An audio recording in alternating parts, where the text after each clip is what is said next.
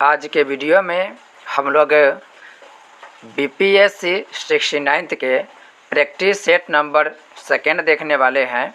जैसा कि आप जानते हैं कि कल हम लोग 69 बीपीएससी के प्रैक्टिस सेट नंबर 1 देखे थे। ये जो प्रैक्टिस सेट है यह प्लेटफॉर्म प्रकाशन के प्रैक्टिस सेट है और ये जो 69 बीपीएससी के प्रैक्टिस सेट बनाया गया है यह एसडीएम राहुल सिन्हा के निर्देशन में बनाया गया है। तो जो हमारे एसडीएम राहुल सिन्हा है उनके निर्देशन में बनाया गया है और ये काफ़ी मज़ेदार प्रैक्टिस सेट है। तो अभी हम लोग प्लेटफॉर्म सीरीज चलाने वाले हैं। इसके बाद जैसे ही ये प्लेटफॉर्म प्रकाशन समाप्त होगा हम लोग कोई नए प्रकाशन जैसे अरिहंत हो गया या कोई और प्रकाशन के प्रैक्टिस सेट शुरुआत करेंगे। तो चलिए शुरू करते हैं इस वीडियो को। पहला प्रश्न कह रहा है Mahatma Gandhi and Bihar some reminiscences के लेखक कौन है? इसका राइट आंसर हो जाएगा डॉक्टर राजेंद्र प्रसाद। हम लोग इसमें जो भी आंसर होगा उसके मार्क करते जाएंगे और जो एक्स्ट्रा तथ्य होगा वो एक्स्ट्रा तथ्य आपको बोल के ही बताया जाएगा। कुछ बहुत ज़्यादा इम्पोर्टेंट बात होगा वही बातें लिखा जाएगा, बाकी अधिकांश बातें आपको बोल करके ही बताया जाएगा। क्योंकि यदि सभी बातें को लिखा जाए तो वीडियो काफ़ी लंबा हो जाएगा। तो हम लोग कोशिश करेंगे कि 1 घंटा के अंदर वीडियो को कवर करें। कोई इम्पोर्टेंट टॉपिक होगा तो चर्चा किया जाएगा। इसका राइट आंसर हो जाएगा डॉक्टर राजेंद्र प्रसाद। डॉक्टर राजेंद्र प्रसाद से एक और क्वेश्चन पूछा जाता है। क्वेश्चन पूछेगा इंडिया डिवाइडेड। याद रखेंगे इंडिया डिवाइडेड के लेखक भी डॉक्टर राजेंद्र प्रसाद है। और बापू के कदमों में ये जो बुक है बापू के कदमों में, ये बुक भी राजेंद्र प्रसाद के द्वारा ही लिखा गया है। कर्पूरी ठाकुर की बात करें कि कर्पूरी ठाकुर बिहार के मुख्यमंत्री के तौर पे काम कर चुके हैं। सेकेंड क्वेश्चन है सूची 1 को सूची 2 से मिलान करना है। सूची 1 को सूची 2 से मिलान करना है। जब भी सूची वाला क्वेश्चन देगा तो हम लोग ये सभी बातें को नहीं पढ़ेंगे, डायरेक्ट हम लोग जो भी मुख्य बात होगा, जैसे यहाँ पर दिया प्रारंभ वर्ष और यहाँ पर दिया है घटना, उसकी चर्चा कर लेंगे।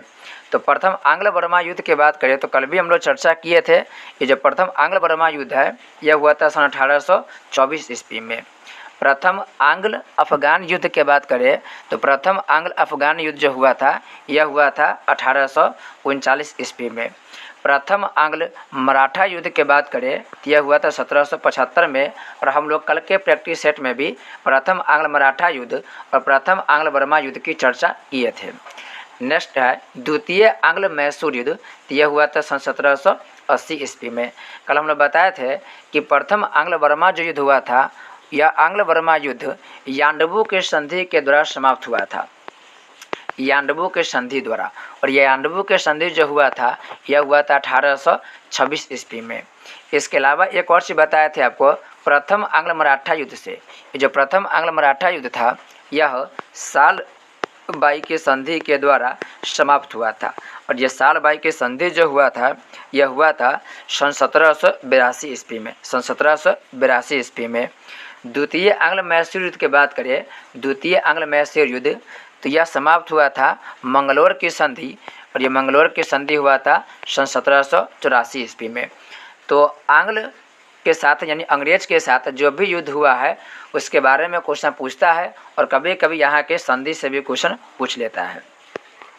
नेक्स्ट क्वेश्चन कर रहा है निम्न में किसने भारत में अंग्रेजों का सर्वाधिक विरोध किया था? भारत में सबसे ज़्यादा विरोध मराठा किया था। मराठा सबसे ज़्यादा विरोध किया था। और मराठा युद्ध की बात करें तो अंग्रेज और मराठों के बीच में कुल 3 लड़ाई प्रमुख रूप से हुई थी।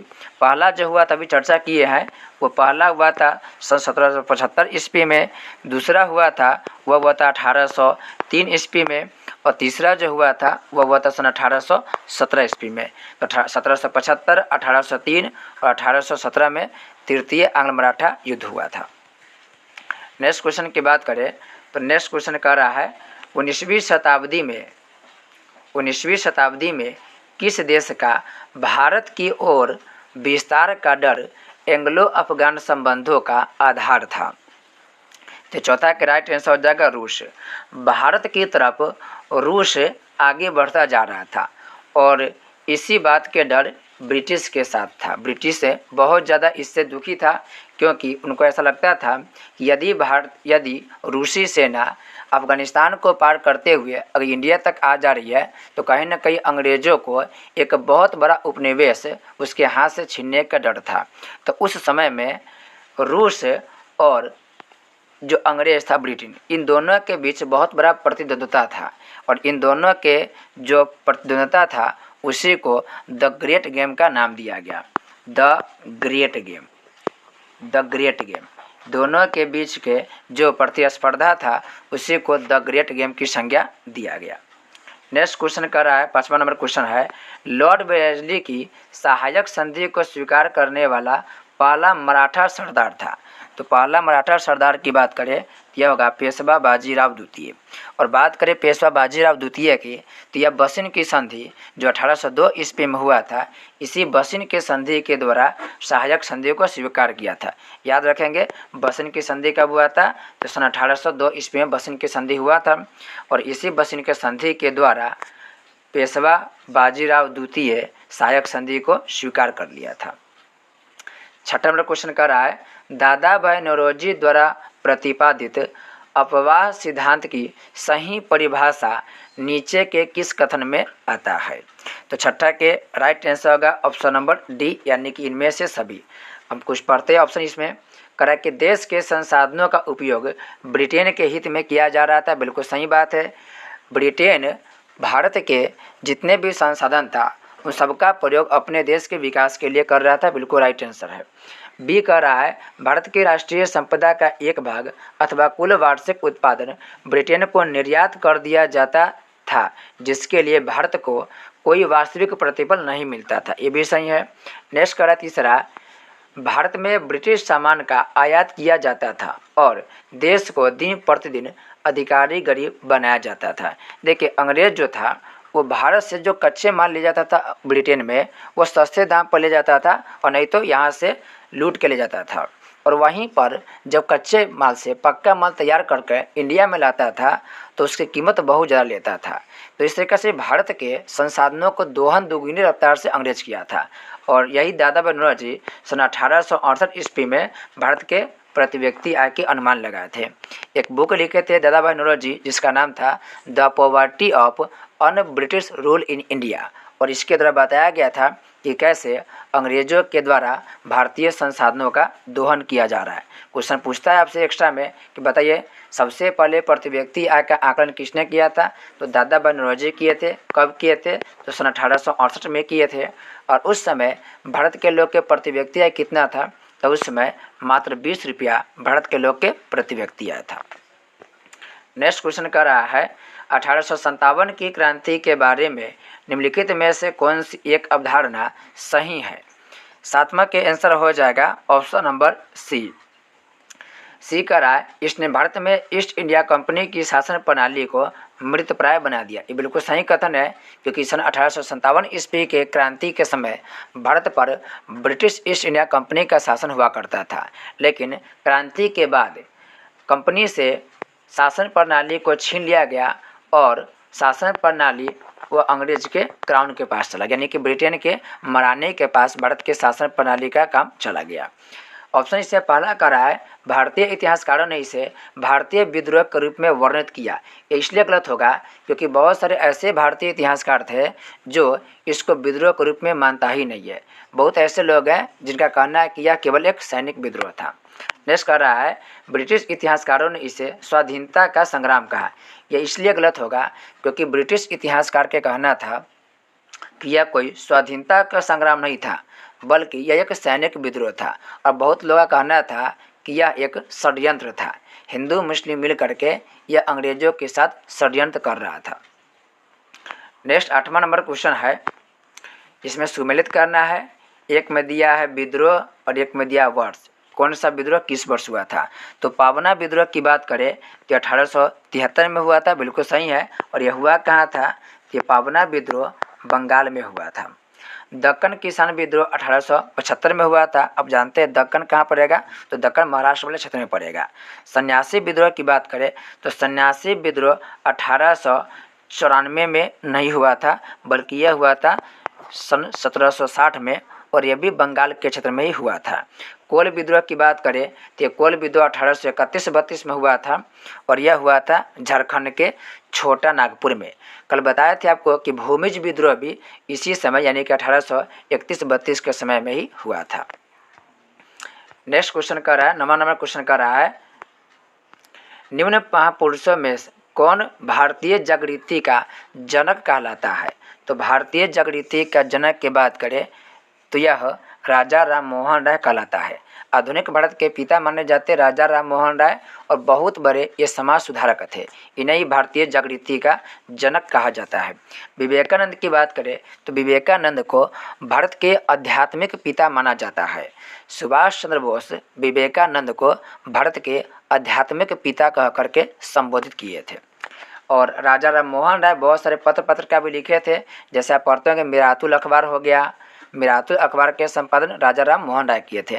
ब्रह्मनिकल मैगजीन भी लिखे थे, यह राजा राम मोहन राय की कृति है। नेक्स्ट क्वेश्चन कह रहा है, किस वायसराय के कार्यकाल में देसी भाषा यानी कि वर्नाक्युलर प्रेस अधिनियम लागू किया गया? तो यह इसका राइट आंसर हो जाएगा लॉर्ड लिटन। यहाँ पे एक शब्द है वर्नाक्युलर प्रेस एक्ट, यह अधिनियम, ये जो वर्नाक्युलर प्रेस एक्ट है यह सन 1878 ईस्वी में पारित किया गया था लॉर्ड लिटन के समय।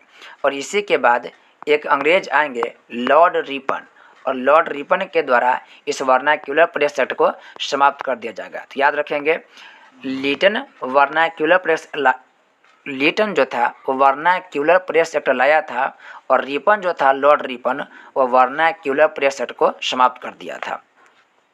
और इसी वर्नाक्युलर प्रेस एक्ट के बाद भारत में एक समाचार पत्र छपता था जिसका नाम था अमृत बाजार पत्रिका। खूब क्वेश्चन पूछा गया, याद रखेंगे। ये जो अमृत बाजार पत्रिका है, अमृत बाजार पत्रिका पहले छपता था बंगाली भाषा में, लेकिन जैसे ही वर्नाक्युलर प्रेस एक्ट आया यह रातों रात अपनी भाषा बदल दिया था। तो क्वेश्चन पूछता है कि बताइए वह कौन पत्रिका था जो वर्नाक्युलर प्रेस एक्ट से बचने के लिए रातों रात अपनी भाषा बदल दिया था?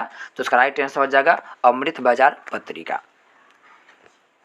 नेक्स्ट क्वेश्चन कह रहा है, निम्नलिखित नेताओं में से कौन स्वदेशी के समर्थक थे? तो इसका राइट आंसर हो जाएगा उपरोक्त में से एक से अधिक, यानी कि अरविंदो घोष, फिरोज शाह मेहता और दादा बनर्जी, ये सभी स्वदेशी के समर्थक थे।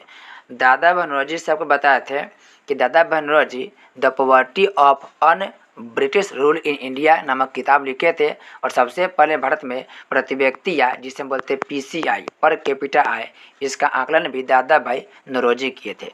कब किए थे? 1868 में किए थे, और उस समय भारत के लोग के प्रति व्यक्ति आय एक साल में मात्र 20 रुपया था। नेक्स्ट क्वेश्चन कह रहा है, अभिनव भारत, कल के प्रैक्टिस सेट में भी था अभिनव भारत नामक क्रांतिकारी संगठन स्थापित हुआ था। तो यह कहाँ स्थापित हुआ था? यह महाराष्ट्र में स्थापित हुआ था, और कल हम बताए थे अभिनव भारत जो बना था वह बना था सन 1904 ईस्वी में। नेक्स्ट 13 नंबर क्वेश्चन का रहा है, चंपारण में किसानों की दशा की ओर गांधी जी का ध्यान किसने आकर्षित किया? आसान क्वेश्चन है, राजकुमार शुक्ल किए थे। बिहार के चंपारण के थे, मुरली भरावा नामक गांव के, और यही 1916 में जा करके गांधी जी को तिनकटिया व्यवस्था के बारे में बताते हैं और आग्रह करके इन्हें चंपारण आने के लिए बोलते हैं। नेक्स्ट 14 नंबर क्वेश्चन का रहा है, 1919 में पंजाब में हुए अत्याचारों से अपने विरोध के प्रतीक के रूप में किस व्याख्याता व्यक्ति ने ब्रिटिश सरकार द्वारा प्रदान किए गए नाइटहुड की उपाधि को वापस लौटा दिया? यानी कि जालियांवाला बाग हत्याकांड जो हुआ था उस हत्याकांड से दुखी होकर के नाइटहुड की उपाधि कौन व्यक्ति लौटा दिए थे? इसका राइट आंसर हो जाएगा रविन्द्रनाथ टैगोर। रविन्द्रनाथ टैगोर को अंग्रेजों के द्वारा नाइटहुड या सर की उपाधि मिला था, जो जालियांवाला बाग हत्याकांड के बाद लौटा दिए थे। यह क्वेश्चन और पूछता है, गांधी जी कौन उपाधि लौटाए थे? तो गांधी जी कैसर ए हिंद की उपाधि लौटाए थे जालियांवाला बाग हत्याकांड से दुखी होकर के। तो दोनों याद रखेंगे, कैसर ए हिंद की उपाधि कौन लौटाए थे? गांधी जी। और नाइटहुड या सर की उपाधि कौन लौटाए थे? तो रविन्द्रनाथ टैगोर लौटाए थे। नेक्स्ट क्वेश्चन का रहा है 15 नंबर क्वेश्चन, महात्मा गांधी ने भारतीय राष्ट्रीय कांग्रेस के किस अधिवेशन की अध्यक्षता की? बहुत सारा क्वेश्चन पूछा गया है। ये किए थे 1924 ईस्वी में, और आपको पता होगा कि कर्नाटक के बेलगाम में जो यह मीटिंग हो रहा था, उसकी अध्यक्षता गांधी जी किए थे, एकमात्र अध्यक्षता किए थे। नेक्स्ट है फैरेजी, इसे बोलते हैं फैराइजी भी बोलते हैं, इसमें दिया फैरेजी आंदोलन या इसे कभी कभी बोलते हैं फराइजी आंदोलन की शुरुआत किसने किया था? इसकी शुरुआत किया था हाजी शरीयतुल्लाह। बीपीएस में बहुत बार यह क्वेश्चन पूछा गया है फैराइजी आंदोलन से, याद रखेंगे हाजी शरीयतुल्लाह ने किया था। नेक्स्ट क्वेश्चन है Simon go back. Simon go back के नारा का निर्माण किसने किया था? तो यह किया था यूसुफ मेहर अली, याद रखेंगे यूसुफ मेहर अली साइमन गो बैक और इसके साथ साथ अंग्रेजों भारत छोड़ो यानी कि भारत छोड़ो, ये भारत छोड़ो जो नारा है यह यूसुफ मेहर अली के द्वारा ही दिया गया था। ध्यान रखेंगे भारत छोड़ो का नारा यूसुफ मेहर अली के द्वारा दिया गया था। गांधी जी भारत छोड़ो आंदोलन किए थे और गांधी जी कहीं ना कहीं फेमस किए थे, लेकिन नारा के बारे में बात करें तो नारा कौन दिए थे? यूसुफ मेहर अली दिए थे। नेक्स्ट 18 नंबर क्वेश्चन कर रहा है फ्रंटियर गांधी का असली नाम है, यह असली नाम हो गया खान अब्दुल गफ्फार खान के। खान अब्दुल गफ्फार खान को फ्रंटियर गांधी या सीमांत गांधी के नाम से जाना जाता है। नेक्स्ट है लंदन में द्वितीय गोलमेज सम्मेलन की असफलता इनकी छत्रछाया में हुआ। किनकी छत्रछाया में? तो गांधी इरविन समझौता यानी कि इरविन गांधी समझौता के द्वारा हुआ था।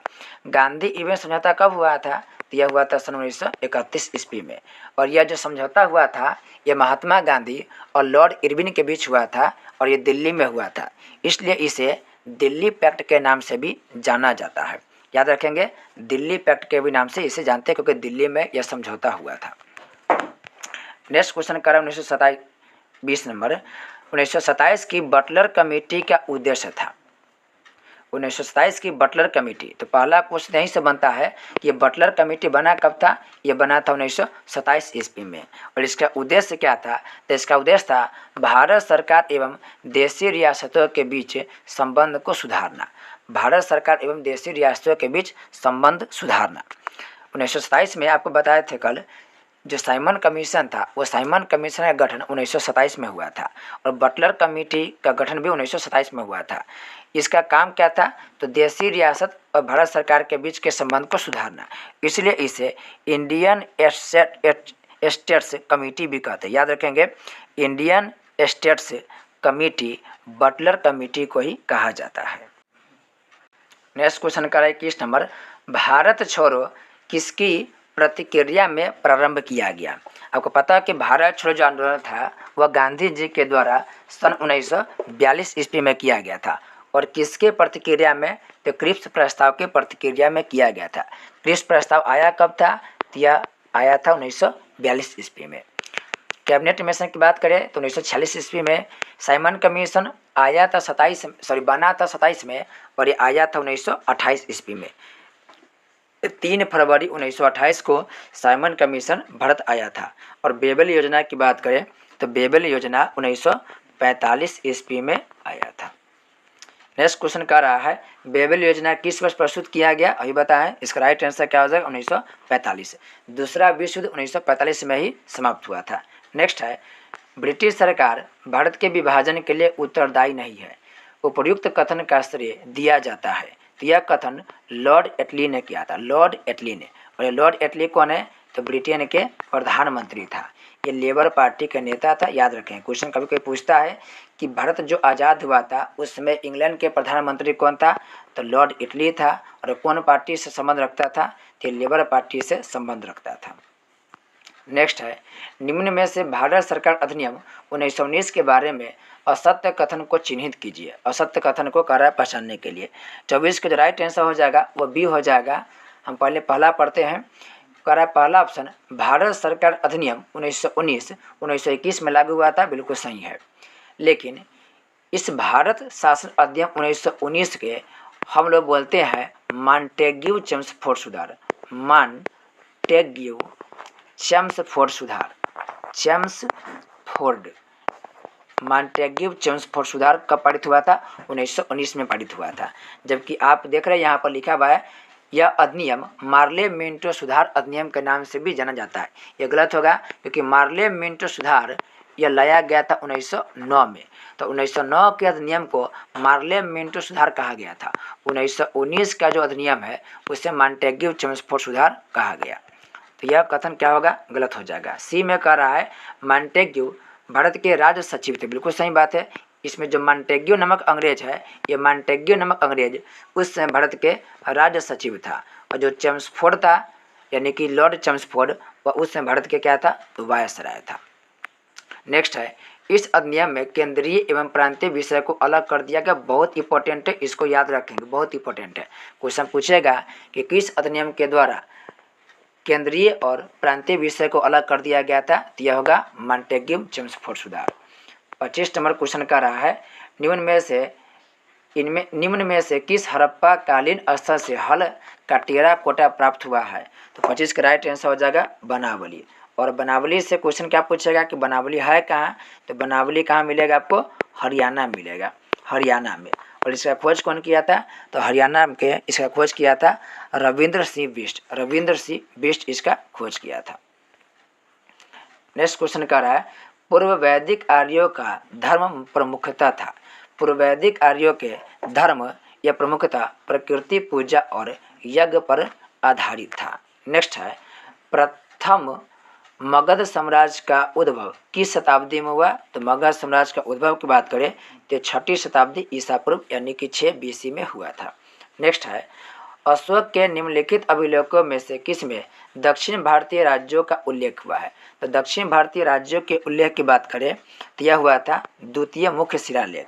और द्वितीय मुख्य शिलालेख में दक्षिण भारत के चेर चोल पांड्य दक्षिण भारत के क्या था जी, राजवंश था, इसकी चर्चा किया गया है। इसके अलावा दूसरा मुख्य शिलालेख की बात करें तो इसी दूसरा मुख्य शिलालेख में मानव और पशु के चिकित्सा के वर्णन भी किया गया। तो याद रखेंगे मानव और पशु के लिए चिकित्सा की व्यवस्था अशोक के द्वारा किया गया था, और इस बात का वर्णन द्वितीय मुख्य शिलालेख में है। नेक्स्ट 29 नंबर क्वेश्चन कर रहा है बुद्ध का किसके सिक्कों पर अंकन हुआ है, तो इसका राइट आंसर हो जाएगा कनिष्क के सिक्कों पर अंकन हुआ है। नेक्स्ट है चोलों के अधीन ग्राम प्रशासन के बहुत से ब्यौरे जिन शिलालेखों में है वे कहाँ है, तो यह कहाँ होगा, उत्तर मेरूर अभिलेख में, यह होगा उत्तर मेरूर। और क्वेश्चन पूछता है कि उत्तर मेरूर अभिलेख का संबंध किससे है, तो यह संबंधित है परांतक प्रथम से उत्तर मेरूर जो शिलालेख है वो संबंधित है। 31 नंबर क्वेश्चन कर रहा है एलोरा के कैलाश मंदिर का निर्माण किसने कराया, तो एलोरा के कैलाश मंदिर का निर्माण यह करवाया था कृष्ण प्रथम।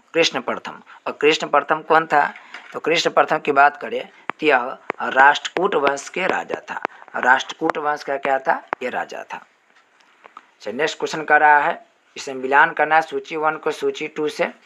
इसमें कुछ किताब दिया गया है, उसका लेखक की बात करें तो इसमें मिताक्षरा के लेखक कौन है, विज्ञानेश्वर है, ये बिल्कुल सही बात है। मिताक्षरा के लेखक कौन है, विज्ञानेश्वर। व्यवहार निर्णय की बात करें तो व्यवहार निर्णय के लेखक देवन भट्ट नहीं था, बल्कि देवन भट्ट लिखा था स्मृति चंद्रिका। याद रखिएगा जो देवन भट्ट है वो देवन भट्ट स्मृति चंद्रिका नामक किताब लिखा है। और श्री सुबोधनी की बात करें, श्री सुबोधनी, तो श्री सुबोधनी के लेखक वल्लभाचार्य है, वल्लभाचार्य है,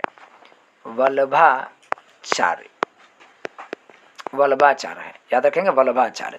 तो फिर से बता दे रहे हैं, देखिए जो देवन भट्ट है वो लिखा था कौन, स्मृति चंद्रिका। मिताक्षरा के लेखक विज्ञानेश्वर, और श्री सुबोधनी के लेखक कौन होगा, तो श्री सुबोधनी के लेखक होगा वल्लभाचार्य होगा, इस बात को याद रखेंगे। नेक्स्ट 33वां क्वेश्चन कर रहा है आदि शंकराचार्य द्वारा स्थापित 4 मठ कहाँ स्थित है, तो ये 4 मठ होगा जोशी मठ, द्वारिका, पुरी, श्रृंगेरी। जोशी मठ, द्वारिका, पुरी और श्रृंगेरी में ये चारों मठ स्थित है। चलिए नेक्स्ट क्वेश्चन की बात करें तो कह रहा है कि बहमनी, यहाँ पर कह रहा है बहमनी राज्य की प्रथम राजधानी निम्नलिखित में से कौन सी थी, तो बहमनी के प्रथम राजधानी कौन था, गुलमर्गा। और गुलमर्गा को बनाया कौन था, तो अलाउद्दीन हसन बनाया था, अलाउद्दीन हसन गुलबर्गा को राजधानी बनाया था। 35 नंबर कह रहा है इसमें सूची 1 को सूची 2 से मिलाना है। इसमें दिया शासक के नाम, इसमें कह रहा है कि कौन शासक कौन भवन का निर्माण किया है, तो ऐबक जो था ये ऐबक बनाया है 2.5 दिन या 2.5 दिन का झोपड़ा बनाया है। इल्तुतमिश की बात करें तो कुतुबुद्दीन ऐबक के दामाद इल्तुतमिश था और यह बनाया है सुल्तानगढ़ी का यह भवन बनाया है। बलबन की बात करें तो बलबन की लोखड़ी के भवन या किला बनाया है। और अलाउद्दीन खिलजी की बात करें तो अलाउद्दीन खिलजी सीरी दुर्ग बनाया। सीरी दुर्ग का निर्माण कौन किया है? अलाउद्दीन खिलजी ने किया है। एक बात याद रखेंगे आप लोग इल्तुतमिश से, इल्तुतमिश जो था वह गुलाम वंश के वास्तविक संस्थापक था। देखिए गुलाम वंश की स्थापना किया तो था ऐबक, लेकिन वास्तविक जो संस्थापक है वो इल्तुतमिश को कहा जाता है। और क्वेश्चन पूछेगा गुलामों का गुलाम किसे कहा जाता है? तो गुलामों का गुलाम इल्तुतमिश को ही कहा जाता है। नेक्स्ट 36 नंबर क्वेश्चन कर रहा है, निम्नलिखित में से किस इतिहासकार ने शाहजहाँ के शासनकाल को मुगल काल का स्वर्ण युग कहा है? तो मुगल काल के स्वर्ण युग शाहजहाँ के शासनकाल था। यह कहने वाला विजय स्मिथ भी है, श्रीनिवास वर्मा भी है और A.L. श्रीवास्तव यानी कि आशीर्वादी लाल श्रीवास्तव, ये तीनों के द्वारा किया गया है। एक नाम याद रखेंगे आप लोग विसेंट स्मिथ के, एक जो ब्रिटिश इतिहासकार हुआ है विसेंट स्मिथ। ये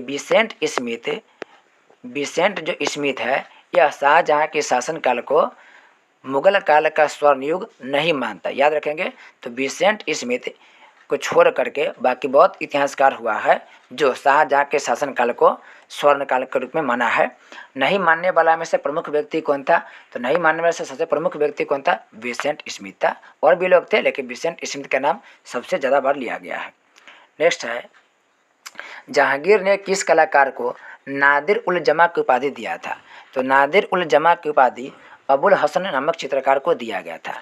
और मंसूर जो था उस मंसूर को नादिर उल अस्र, याद रखेंगे, नादिर उल अस्र की उपाधि दिया गया था। नेक्स्ट 38 नंबर क्वेश्चन का रहा है, निम्नलिखित कथनों में से कौन सही नहीं है? इसमें सही नहीं है की बात पूछ रहा है। तो इसका राइट आंसर हो जाएगा ऑप्शन नंबर डी, संविधान के अंतर्गत मूल अधिकारों का संरक्षक भारत के राष्ट्रपति है। देखिए मूल अधिकार के संरक्षक की बात करें तो राष्ट्रपति ना होकर के वह होगा सुप्रीम कोर्ट और वो हो जाएगा हाई कोर्ट, यानी SC और HC हो जाएगा, सुप्रीम कोर्ट और हाई कोर्ट हो जाएगा। नेक्स्ट क्वेश्चन कर रहा है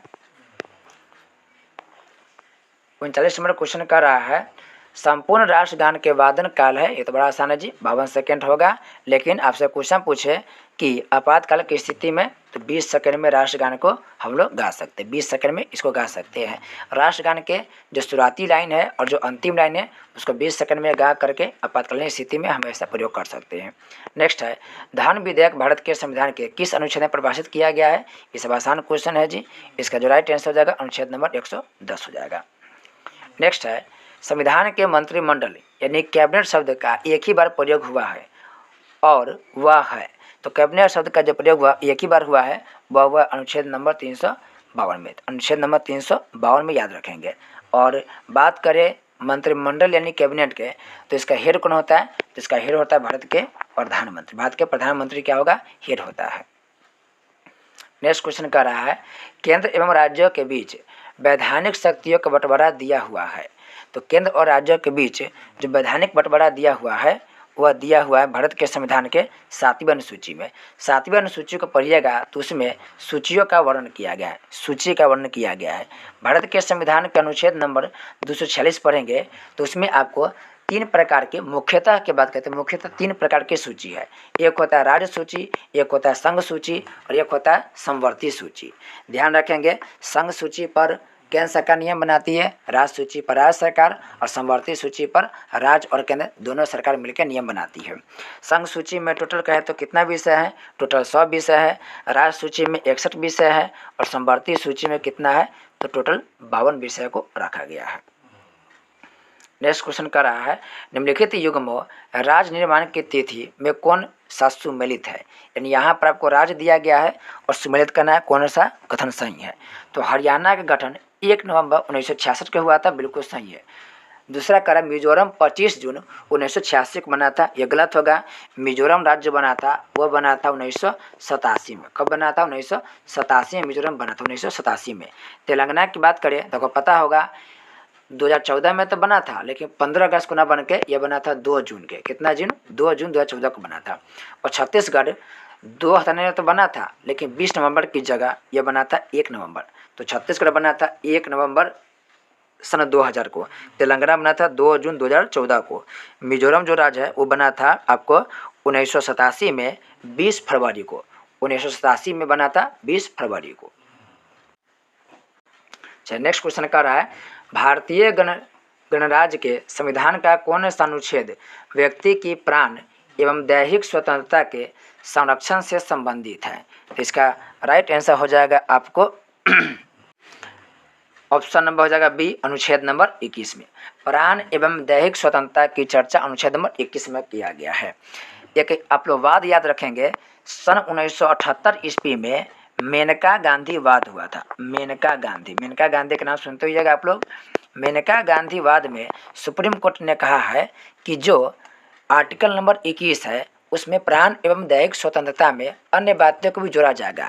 जैसे लोग को बाहर जाने की भी आज़ादी होगा, यानी विदेश जाने की भी आज़ादी होगा, ठीक से नींद लेने की भी आज़ादी होगा और गरिमापूर्ण जीवन जीने की भी आज़ादी होगा।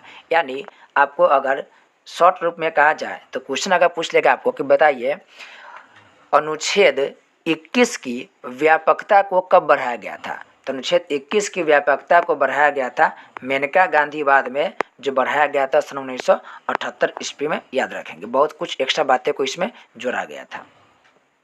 45 नंबर क्वेश्चन कर रहा है, भारत के संविधान में कल्याणकारी राज्य का आदर्श किसमें प्रतिष्ठापित है? तो 45 का आंसर हो जाएगा राज्य के नीति निर्देशक तत्व में। एक आदमी का नाम याद रखिएगा, ग्रीनविल ऑस्टिन। नाम सुनेंगे आप लोग, ग्रीनविल ऑस्टिन। और जो ग्रीनविल ऑस्टिन है वह राज्य के नीति निर्देशक तत्व को संविधान की आत्मा कहा है। ध्यान से सुनेंगे, ग्रीनविल ऑस्टिन जो थे वह राज्य के नीति निर्देशक तत्व को संविधान की क्या बोले हैं? ये संविधान के आत्मा बोले हैं। नेक्स्ट क्वेश्चन करा है, निम्न में से कौन एक भारत के संविधान का संघीय लक्षण नहीं है?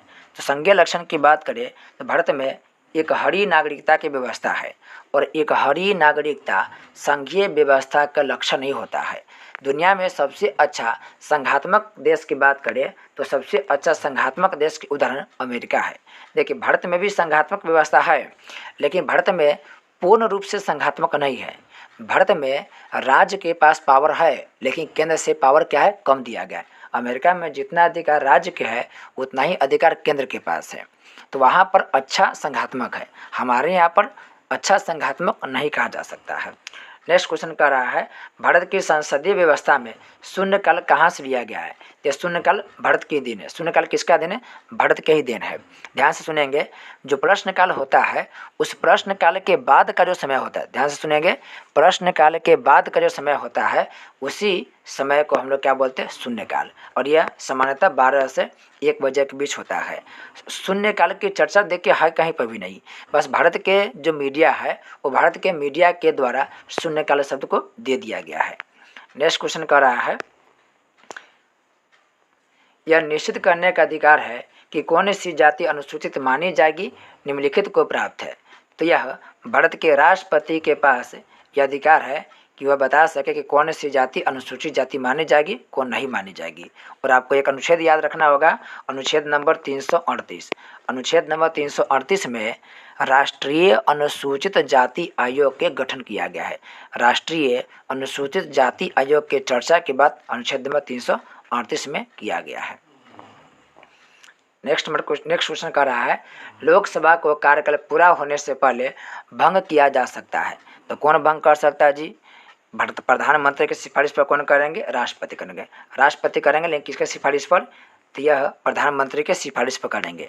और इसकी चर्चा कहाँ है? तो अनुच्छेद नंबर 85 में इसकी चर्चा है कि राष्ट्रपति लोकसभा को समय से पूर्व भंग कर सकते हैं। 17वां स्थान इस सभी के बारे में चर्चा दिया गया अनुच्छेद नंबर 85 में।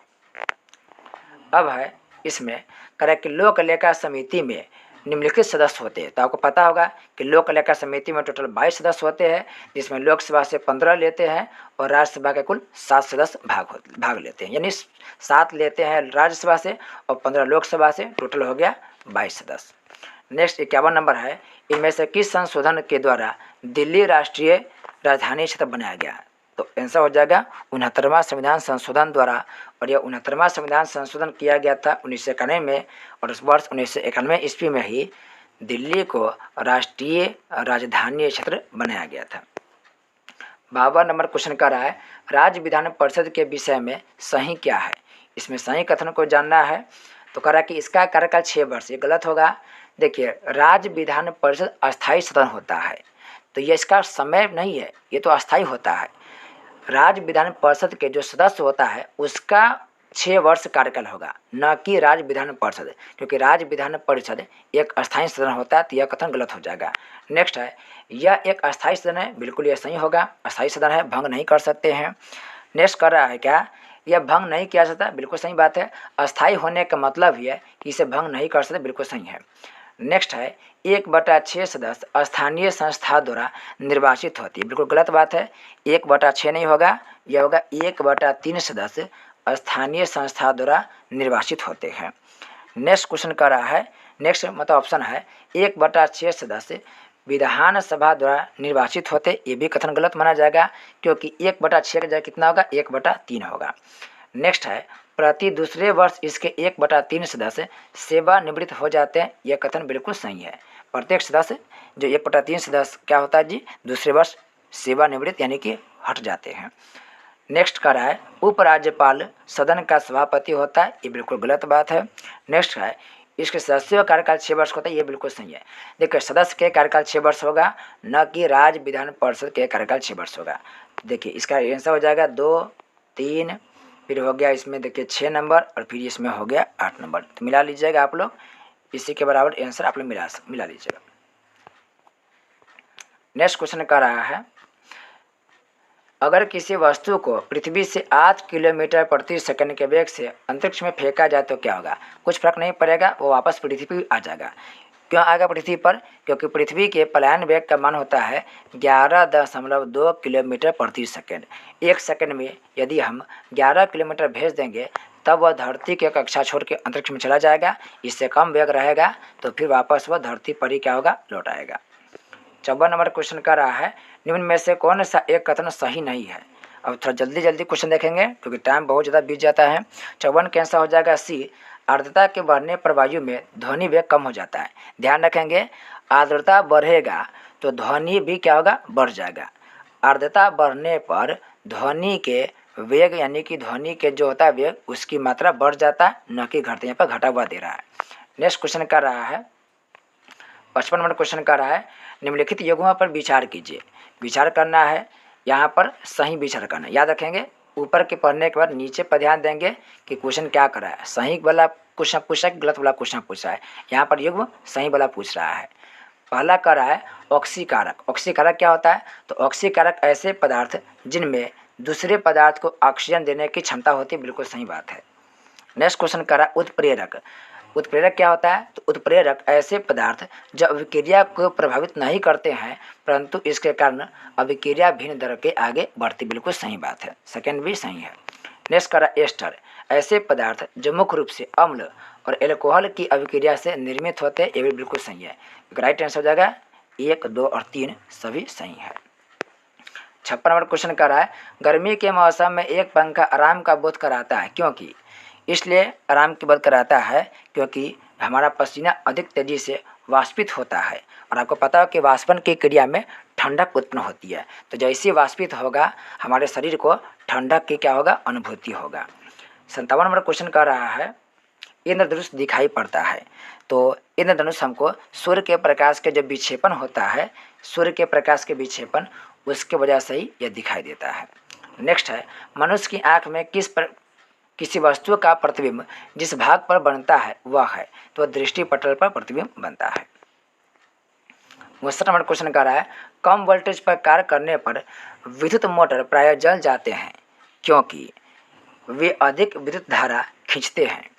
वे अधिक विद्युत धारा खींचते हैं जो वोल्टेज के प्रतिलोमानुपाती होता है, यही इसका राइट आंसर हो जाएगा।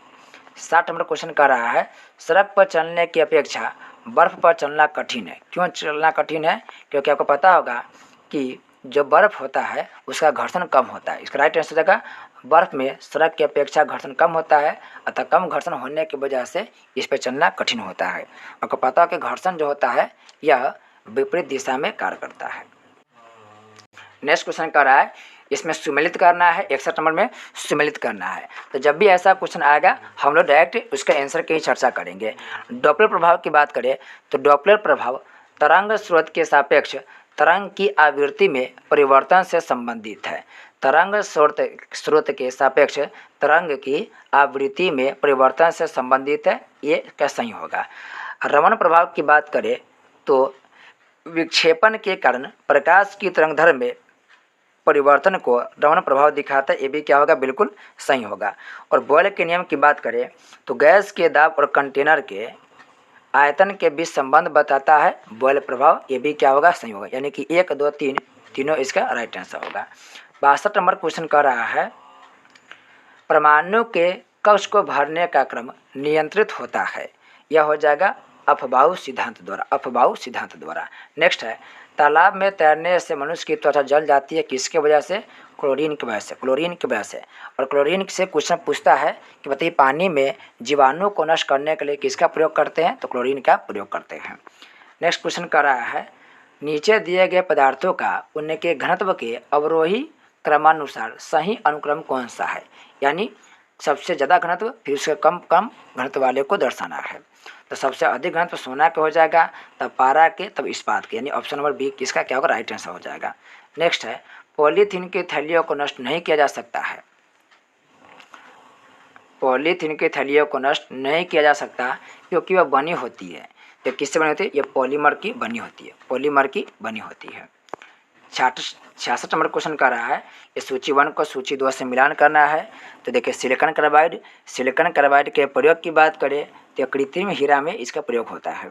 कार्बन तंतु की बात करें तो वायुयान से संबंधित काम में इसका प्रयोग होता है। कार्बन डाइऑक्साइड की बात करें तो प्रकाश संश्लेषण में इसका प्रयोग होता है। और डाइफ्लोरोमेथेन की बात करें तो यह प्रशीतक रूप में प्रयोग होता है, प्रशीतक रूप में प्रयोग किया जाता है। नेक्स्ट 67 नंबर क्वेश्चन कर रहा है जैविक जगत में होने वाले कार्य गुण व पद्धति के अध्ययन के इस ज्ञान को मशीनी जगत में उपयोग करने को क्या बोलते हैं। 67 के राइट आंसर हो जाएगा बायोमैकेनिक्स कहते हैं इसको। बात करें बायोनॉमी की तो याद रखेंगे जीवन के नियमों का जो अध्ययन होता है वो बायोनॉमी में होता है, जीवन के नियमों का अध्ययन बायोनॉमी में होता है। नेक्स्ट है शहतूत साल बनाई जाती है, ये जो शहतूत साल है ये चीरू के बाल से बनाते हैं, चीरू के बाल से। चीरू क्या है, ये चीरू है, ये एक प्रकार के हिरण की प्रजाति है जो हिमालय क्षेत्र में मिलता है। हिमालय क्षेत्र में खास करके ये जम्मू कश्मीर और तिब्बत वाले क्षेत्र में यह चीरू पाया जाता है। नेक्स्ट क्वेश्चन कर रहा है मानव जीनोम का अनुक्रमण सफलतापूर्वक किया गया वर्ष कितना में, तो यह किया गया था वर्ष 2003 ईस्वी में। नीति आयोग कब बना, नीति आयोग 2015 में बना। और मिड डे मील कब स्टार्ट हुआ, 1995 में। WTO पूछे कि वर्ल्ड ट्रेड ऑर्गेनाइजेशन कब बना, तो ये भी बना था 1995 ईस्वी में बना था। 70 नंबर क्वेश्चन कर रहा है पितरस के संबंध में निम्नलिखित कथन में से कौन सा सत्य है, इसका सत्य कथन बताना है पितरस के बारे में। इसका राइट आंसर हो जाएगा यह पित्ताशय में इकट्ठा होता है, बिल्कुल सही बात है। इसमें उपस्थित लवण वसा का पाचन करता है, बिल्कुल सही आंसर हो जाएगा। नेक्स्ट कर इसमें उपस्थित एंजाइम वसा का पाचन करते, यह भी सही होगा, यानी कि इसका राइट आंसर हो जाएगा उपरोक्त में से एक से अधिक, डी हो जाएगा। नेक्स्ट क्वेश्चन कर रहा है निम्नलिखित में कौन रक्त के संचालन में मदद करता है, तो रक्त के संचालन में लिम्फोसाइट मदद करता है, लिम्फोसाइट। और क्वेश्चन पूछा के बताइए कि जो हमारे मानव बॉडी में एंटीबॉडी जो होता है, मानव शरीर में जो एंटीबॉडी होता है वो एंटीबॉडी का निर्माण कौन करता है, तो लिम्फोसाइट ही एंटीबॉडी का निर्माण करता है। नेक्स्ट प्रश्न है मनुष्य के शरीर में पसलियों की कितने जोड़े होते हैं, तो कितना जोड़े होगा, 12 जोड़े होगा। नेक्स्ट है हमारे शरीर का अधिकतम भार होता है, तो अधिकतम भार किसका होता है, जल का होता है। प्राणी के शरीर में लगभग 65% पानी होता है, लगभग 65% क्या होता है जी, पानी होता है। नेक्स्ट क्वेश्चन कर रहा है अन्य पशुओं की मांस की तुलना में मछली का उपयोग स्वस्थकर माना जाता है क्योंकि मछली में होता है, मछली में क्या होता है, तो आप देखेंगे मछली में बहु असंतृप्त वसा अम्ल होता है, बहु असंतृप्त वसा अम्ल, इसलिए यह स्वास्थ्य के लिए अच्छा माना जाता है। क्वेश्चन पूछेगा आपसे कि मछली किस विटामिन का अच्छा स्रोत है? तो मछली विटामिन डी का एक अच्छा स्रोत माना जाता है। 75 नंबर क्वेश्चन कर रहा है, निम्नलिखित में से कौन सा लिंग गुणसूत्र में विद्यमान अप्रभावित जीन के निष्पीडन से उत्पन्न होता है? तो इसका राइट आंसर हो जाएगा आपको सी नंबर, पेशी दुष्पोषण। पेशी दुष्पोषण हो जाता है। नेक्स्ट है, चाय की पत्तियों में विद्यमान सर्वाधिक महत्व का उत्तेजक है। तो यह कैफीन सबसे महत्वपूर्ण उत्तेजक का काम करता है। नेक्स्ट क्वेश्चन है, पौधों में अर्धसूत्री विभाजन के अध्ययन के लिए सबसे उपयुक्त भाग क्या होगा? इसका राइट आंसर हो जाएगा परागकोश। परागकोश। नेक्स्ट क्वेश्चन है, निम्नलिखित में से कौन सा युग्म सही सुमेलित नहीं है? तो सही सुमेलित की बात करें तो करा इसमें बारबीट्यूरिक एसिड शाकनाशी से। देखिए यह शाकनाशी नहीं होता है, बल्कि इसका प्रयोग हम लोग बेहोश के रूप में करने में करते हैं जी।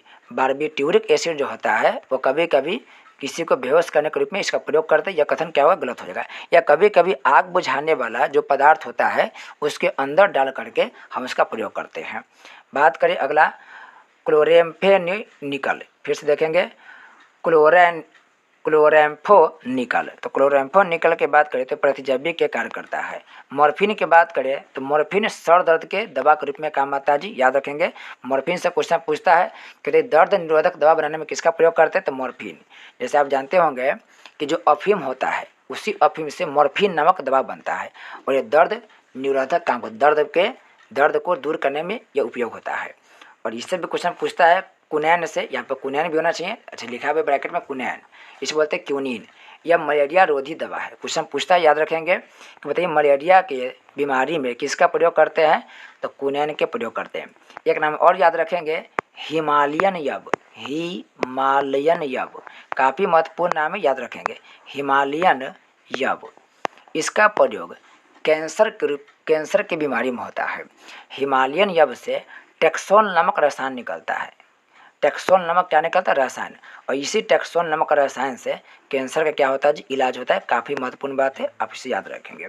नेक्स्ट है, जल एवं अघुलनशील पदार्थों का मिश्रण से भारी अघुलनशील घटकों के नीचे बैठ जाना क्या कहलाएगा? यह कहलाएगा अवसादन। अवसादन कहलाता है। नेक्स्ट है, प्लेयमान जीन, जिसे जंपिंग जीन कहते हैं, के सिद्धांत का प्रतिपादन किसने किया था? तो जंपिंग जीन के प्रतिपादन किया था बारबरा मेलेंकटॉक। बारबरा मेलेंकटॉक किया था। मेलेंकटॉक ने किया था जंपिंग जीन के सिद्धांत का प्रतिपादन। नेक्स्ट क्वेश्चन कर रहा है, स्त्रियों की तुलना में अधिक पुरुष वर्धांतता से पीड़ित हो सकते। क्यों? क्योंकि पुरुष में देखेंगे तो केवल एक एक्स क्रोमोसोम होता है, एक एक्स क्रोमोसोम होता है, इसलिए इसमें वर्धांतता को बोलते हैं कलर ब्लाइंडनेस। यह बीमारी हो जाता है।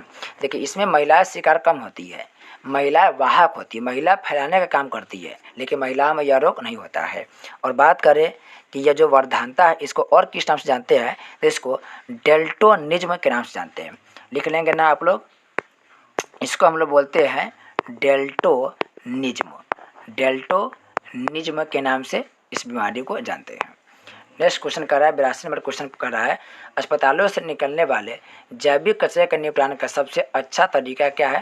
तो सबसे अच्छा तरीका है उसका भस्मीकरण। भस्मीकरण सबसे अच्छा उदाहरण। अब यहाँ पर आप देख सकते हैं कि मैथ है, तो जैसा कि हम पिछले प्रैक्टिस सेट में भी मैथ की चर्चा नहीं किए थे, मैथ की चर्चा किसी अलग वीडियो में किया जाएगा, क्योंकि मैथ की चर्चा भी अगर इसी वीडियो में किया जाए तो 2-2.5 घंटे से ऊपर की वीडियो बन जाएगा। इसलिए आप लोग मैथ की चर्चा किसी अन्य वीडियो में किया जाएगा। आप लोग वीडियो को पॉज करके आप देख सकते हैं, और जो भी आप लोग मैथ के क्वेश्चन होगा उसे आप लोग उतार करके आप घर पे अभी प्रैक्टिस कर सकते हैं। फिलहाल हम लोग जो भी जीके जैसे उसकी चर्चा करेंगे।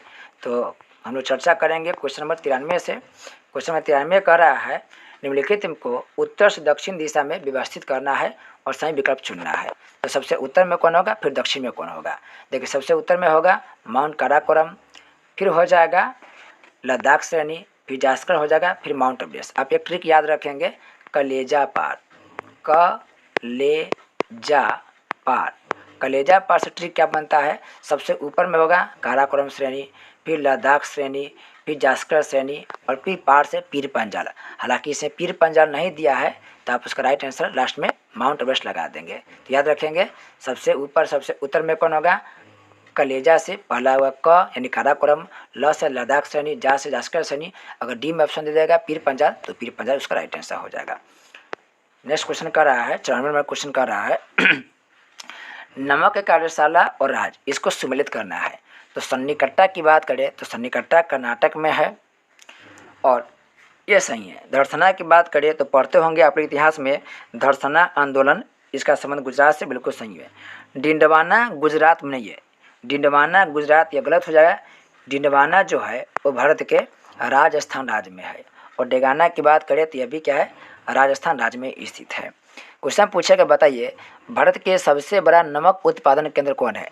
तो भारत के सबसे बड़ा नमक उत्पादन केंद्र वह है गुजरात स्थित भावनगर। तो याद रखिएगा भावनगर भारत के सबसे बड़ा नमक उत्पादन केंद्र के नाम है। अब इसमें सूची 1 को 2 से मिलाना है। एक तरफ नदी दिया, एक तरफ उद्गम स्थान दिया है। तो सिंधु जो नदी है वह बोखरचू जो ग्लेशियर है वहाँ से निकलती है, बोखरचू ग्लेशियर से निकलती है। पता होगा आप लोगों को कि एक चेमा योंगडोंग ग्लेशियर है, वहीं से बोखरचू नामक स्थान से सिंधु नदी निकलती है हिमालय के उधर तिब्बत वाले क्षेत्र से। सतलज नदी की बात करें तो सतलज नदी राकस स्थल कहिए तब, ये राक्षस स्थल कहिए तब, राकस स्थल ये राक्षस स्थल झील से निकलती है। झेलम नदी वेरीनाग झील से निकलती है और रामगंगा गढ़वाल की पहाड़ियों से निकलती है। देखिए इसको ऐसे रखें, झेलम किसको नहीं झेल पाया तो नाग को नहीं झेल पाया, नाग को नहीं झेल पाया। तो याद रखेंगे झेलम जो नदी है वो कहाँ से निकलेगी, वेरीनाग झील से निकलेगी। सिंधु नदी की बात करें तो इसका टोटल लंबाई लगभग 2900 किलोमीटर है, 2900, लेकिन ये भारत में मात्र 1114 किलोमीटर ही बहती है। तो सिंधु नदी पाकिस्तान की प्रमुख नदी बन जाती है, न कि ये भारत की सबसे प्रमुख नदी है। देखिए लंबाई बहुत है लेकिन भारत में इसका प्रवाह क्षेत्र जो है वो कम है। नेक्स्ट क्वेश्चन कर रहा है निम्नलिखित में से कौन सा कथनों केंद्रीय बजट 2023-24 के बारे में सत्य है। तो 96 का जो राइट आंसर हो जाएगा वह होगा राजकोषीय घाटा बजट वर्ष में सरकार की ऋण सीमा को दर्शाती, बिल्कुल सही बात है। फिर करा सरकार द्वारा वित्त वर्ष 2025-26 तक राजकोषीय घाटे को 4.5% से नीचे लाने का लक्ष्य निर्धारित किया गया, यह भी सही होगा। फिर कह रहा है वर्ष 2023-24 में राजकोषीय घाटा जीडीपी का 6.4% अनुमानित है, ये भी सही, यानी इसका राइट आंसर होगा ऑप्शन नंबर डी 1 से अधिक हो जाएगा। 97 नंबर क्वेश्चन कर रहा है IMD के अनुसार भारत में सामान्य वर्षा कितनी है। तो भारत में सामान्य वर्षा की बात करें तो यह कम हो गया है, यह हो गया 88 सेंटीमीटर। कितना हो गया 88 सेंटीमीटर। IMD के बात करें तो IMD के पूरा नाम हो गया इंडिया मेटियोरो, आप लोग फिर से इसका नाम सुनेंगे, इसका पूरा नाम हो जाएगा India meteorological department, India meteorological department IMD का पूरा नाम हो जाएगा। कभी कभी कोई शब्द बोलने में उच्चारण करने में थोड़ा समस्या हो जाता है, आप लोग कोऑपरेट करेंगे क्योंकि ये जो रिकॉर्डिंग हो रहा है ये रिकॉर्डिंग कोई माइक वगैरह से नहीं हो रहा है, डायरेक्ट फ़ोन के द्वारा हो रहा है, इसे एडिट करने का ऑप्शन मिल नहीं पाता है, तो थोड़ा सा वॉइस को लेकर थोड़े बहुत आपको परेशानी हो सकता है। आप लोग क्या करें, मेन रूप से जब भी आपको प्रैक्टिस की बात किया जाए तो पहले आप अपना आंसर खुद चुनेंगे, फिर कुछ सुन करके जो मेरे द्वारा बताया जा रहा है उसे सुन करके आप लोग लिखने के प्रैक्टिस करेंगे। नेक्स्ट क्वेश्चन कर रहा है दंडकारण्य पठार निम्नलिखित में से किस राज्य में स्थित है। तो छत्तीसगढ़, आंध्र प्रदेश, तेलंगाना सभी क्या है राज्यों में स्थित है।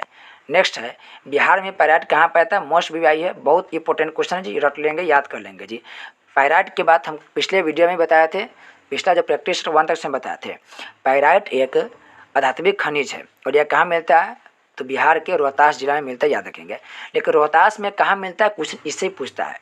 तो अमझोर की एक पहाड़ी है, अमझोर की पहाड़ी, इसी अमझोर की पहाड़ी पर जो रोहतास में स्थित है पाइराइट पाया जाता है और पाइराइट उत्पादन में बिहार भारत के सबसे अग्रणी राज्य, इस बात को याद रखेंगे। पाइराइट कहाँ है, रोहतास में, रोहतास में कहाँ, अमझोर की पहाड़ी, रट लीजिएगा, बहुत इंपॉर्टेंट क्वेश्चन है ये। चलिए नेक्स्ट क्वेश्चन कर रहा है 100वां नंबर क्वेश्चन है भारत और बिहार की जनसंख्या पिरामिड क्रमशः है। तो आप देखेंगे कि भारत अभी वर्तमान समय दुनिया के पहला देश बन गया, नंबर 1 देश बन गया जनसंख्या कौन है, चीन को हम लोग पछाड़ दिए है और बिहार भारत के जो बिहार है भारत के तीसरा बड़ा जनसंख्या वाला राज्य है। तो इन दोनों राज्य के पिरामिड की बात करें तो जनसंख्या पिरामिड कैसे बना कर समझिए। देखिए जैसे पिरामिड जब बनता है तो देखा जाता है कि कहाँ जनसंख्या बढ़ा है कहाँ जनसंख्या कम है, यानी कि आप देखेंगे तो 6 से 14 वर्ष तक के बच्चा की संख्या कितना है, फिर 14 से 65 वर्ष तक के लोगों की संख्या कितना है, फिर 65 वर्ष के ऊपर के लोगों की संख्या कितना, यानी कि कितने उम्र के लोगों की संख्या कितना % है। तो इसका जो पिरामिड बनता है वो इस प्रकार से बनेगा। देखिए परफेक्ट तो बन नहीं पाएगा, लेकिन थोड़ा बहुत कोशिश किया जा रहा है, उसे देखेंगे। जो पिरामिड बनेगा वो इस प्रकार से आपका पिरामिड बनेगा। ऊपर से क्या होगा, ये देखिए नीचे आ रहा है, तो नीचे क्या हो रहा है जी, ये चौड़ा होते जाएगा और फिर अचानक में यह क्या होगा, कम मतलब थोड़ा सा सिकुड़ जाएगा। यह क्या होगा, सिकुड़ जाएगा। थोड़ा ठीक से नहीं बना, लेकिन फिर भी देखिएगा, आप गौर कीजिएगा इसमें। या आप बीच वाला हिस्सा देख रहे हैं, तो बीच वाला हिस्सा क्या होता है, उठा हुआ है, ज़्यादा फैला हुआ है। और ऊपर के हिस्से में जैसे जैसे ऊपर जाएंगे तो यह बहुत ही क्या होगा, सिकुड़ते हुए चल जाएगा, चौड़ाई कम मिलेगा। तो आप इस प्रकार की संरचना को देखेंगे तो ये भारत के लिए भी है और बिहार के दोनों के जनसंख्या के पिरामिड इस तरीक़ा से बनता है। बीच वाला जो जनसंख्या है उसकी संख्या ज़्यादा है बिहार में, और भारत में युवाओं की संख्या बहुत ज़्यादा है। देखिए बुजुर्ग लोग की संख्या क्या है जी, बहुत कम है। ऊपर में क्या है, सिकुड़ गया है, तो बुजुर्ग लोग की संख्या यानी 65 वर्ष से ऊपर के लोगों की संख्या बहुत ही कम है। तो इसका जो राइट आंसर की बात करें तो इसका राइट आंसर हो जाएगा ऑप्शन नंबर ए। नीचे की ओर मध्य में उभार वाला है और नीचे क्या जी, भारी है। नीचे क्या, भारी। ऊपर जैसे जैसे आएंगे ऊपर सिकुड़ते चला गया है। 101 नंबर क्वेश्चन है, निम्नलिखित में से कौन कौन से जिले कृषि जलवायु क्षेत्र 1 के अंतर्गत आते हैं। इसका राइट आंसर हो जाएगा सीतामढ़ी, मधुबनी, वैशाली। पूरे बिहार की बात करें तो पूरे बिहार के जैसा कि नक्शा बनाएंगे, मान लिया जाए 1 मिनट के लिए कि बिहार है, तो बिहार के इधर वाला जो इलाका है उसको रखते हैं हम लोग जलवायु क्षेत्र 1 में। थोड़ा सा इधर वाला, इधर पूरा इधर वाला इलाका क्षेत्र 1 में आ जाएगा, और इधर का जो इलाका है वो आ जाएगा क्षेत्र नंबर 2 में। इधर का जो इलाका है वो आएगा 3 के ए में, और इधर जो होगा वो आ जाएगा 3 के बी में। तो याद रखेंगे 1, 2, 3 के ए और 3 के यहाँ पर क्या होगा, बी आ जाएगा। नेक्स्ट क्वेश्चन कर रहा है, निम्नलिखित को सही समृद्ध करें और सही विकल्प का चयन करना है। तो इसमें शोधकर्ता का नाम दिया गया है और जो भी भारत के मानसून के संबंध में सिद्धांत दिया है उसके बारे में दिया गया है। तो यहाँ पर देखेंगे हैली जो है वह भूमि और समुद्री समीर संबंधी सिद्धांत दिए थे। भूमि और समुद्री समीर संबंधी जो सिद्धांत दिए थे वो हैली दिए थे। बात करें फ्लोन के, तो फ्लोन जो प्रोफेसर फ्लोन थे वह ITCZ के सिद्धांत दिए थे। और कोटेश्वरम के बाद कोटेश्वरम से क्वेश्चन पूछा गया, याद रखेंगे, यह तिब्बत के पठार के गर्म होना इससे संबंधित सिद्धांत दिए थे। और MT इन की बात करें तो MT इन पश्चिमी धारा, जो पश्चिमी जेट धारा है उसकी भूमिका के बारे में ये सिद्धांत दिए थे। नेक्स्ट नंबर 103 नंबर क्वेश्चन करा है, हिंद महासागर द्विध्रुव यानी कि IOD के सकारात्मक चरण से इससे क्या हुआ है, तो इससे भारत में अधिक वर्षा होती है। क्या होती है, भारत में अधिक वर्षा होती है। नेक्स्ट है, युवाला का निर्माण किस कर्ता द्वारा किया जाता है, यह कहते हैं पानी द्वारा। अब युवाला को समझाना बड़ा कठिन होता है, लेकिन समझिए, कोशिश कीजिएगा। जैसे देखिए युवाला क्या होता है, यह कोई ज़मीन हो गया। अब आपको अधिकांश इसको पढ़ना पड़ता है ऑन अर्थ में, लेकिन थोड़ा समझने का प्रयास करेंगे। अब यहाँ पर मान के चलिए चूना पत्थर है, या चूना माने चूना है। अब जैसे क्या होगा, ऊपर से बरसात के पानी आया, बारिश के दिन में बरसात के पानी आया, बरसात के पानी आने से क्या होगा, ये चूना क्या होगा जी, ये चूना गल गया, और गलने के बाद यहाँ पर बना दिया गड्ढा। इस ज़मीन पर क्या बन गया, गड्ढा बन गया। तो जैसे गड्ढा बनता है ना, उस क्षेत्र को हम बोल देते हैं घोल रंध्र। कैसे बनता है यह रंध्र, यानी कि गड्ढा।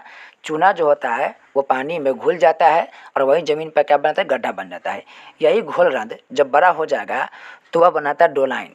ये घोल रंध्र जब बड़ा होता है तो क्या बनाएगा, वह बनाता है डोलाइन। और यही डोलाइन जब बहुत बड़ा हो जाता है तो वह बनाता है युवाला। वो क्या बनाता है, युवाला। फिर से समझेंगे। इस देखिए ये ज़मीन हो गया, देखिए फिर से देखेंगे, ये ज़मीन हो गया। और ज़मीन में क्या होगा, छोटा छोटा गड्ढा बनेगा, तो यह हो गया क्या, घोल रंध्र। ये क्या हो जाएगा जी, घोल रंध्र हो जाएगा। और जब यही घोल रंध्र थोड़ा सा बड़ा होगा तो उसको हम नाम देंगे डोलाइन। और यही डोलाइन बहुत जगह होगा, बहुत जगह।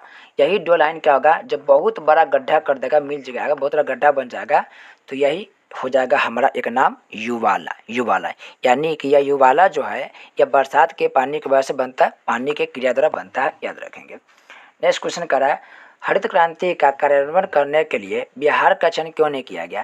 देखिए बिहार में बहुत सारी परेशानी था जिसकी वजह से हरित क्रांति बिहार में अप्लाई नहीं हो पाया।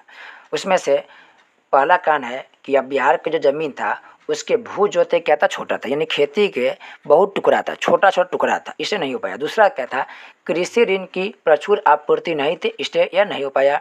तीसरा है कृषि यंत्रीकरण का निम्न स्तर, यानी कि यहाँ पर जो यंत्र है खेती बाड़ी के लायक वो मिला ही नहीं ठीक से। तो इसका राइट आंसर होगा उपयुक्त डी।